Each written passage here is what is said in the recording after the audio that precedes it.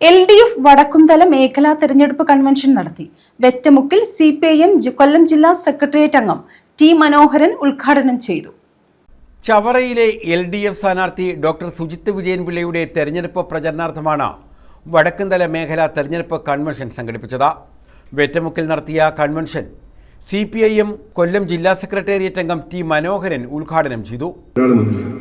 Neendakara maritime institute പറഞ്ഞിരുമ്പോൾ വർഷങ്ങളായി മുടങ്ങിക്കിടന്നത് നമ്മൾ MLA മുൻകൈയെടുത്ത് സംസ്ഥാന ഗവൺമെന്റുമായി ആലോചിച്ച് അതിന്റെ ഉദ്ഘാടന കർമ്മം കഴിഞ്ഞ 2 ആഴ്ചക്കാലം നിർവഹിക്കാൻ ചെന്നപ്പോ UDF വന്ന് തടഞ്ഞു. അവർ ആദ്യമത്തെ കയറി മുദ്രാവാക്യം വിളിക്കുന്നത്. അപ്പൊ നമ്മളവിടെ എന്താ പ്രശ്നം?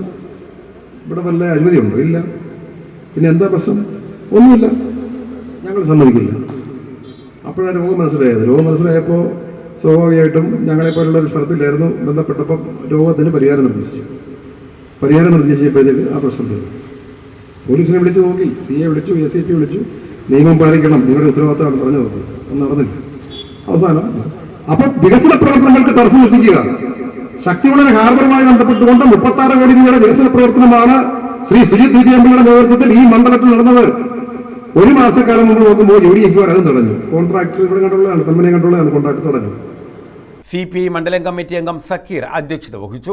CPIM local committee secretary Ahammed Mansoor, LDF നേതാക്കന്മാരായ J Anil, Vijayan Nair, KA Niyas, S Santhosh, Ajith Kumar, AG Viswambharan തുടങ്ങിയവർ പങ്കെടുത്തു. News bureau, Chavara.